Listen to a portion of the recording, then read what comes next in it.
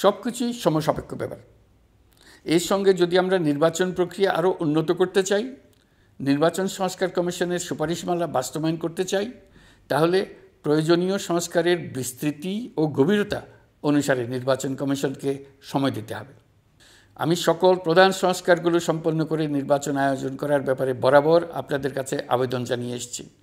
তবে রাজনৈতিক ঐকমত্যের কারণে আমাদেরকে যদি অল্প কিছু সংস্কার করে ভোটার তালিকা নির্ভুলভাবে তৈরি করার ভিত্তিতে নির্বাচন সম্পন্ন করতে হয়, তাহলে 2025 সালের শেষের দিকে নির্বাচন অনুষ্ঠান হয়তো সম্ভব হবে।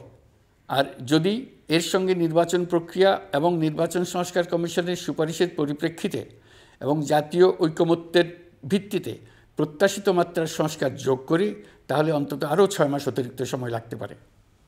মোটা দাগে বলা যায় 2025 সালের শেষ দিক থেকে 2026 সালের প্রথমার্ধের মধ্যে নির্বাচনের সময় নির্ধারণ করা যায়।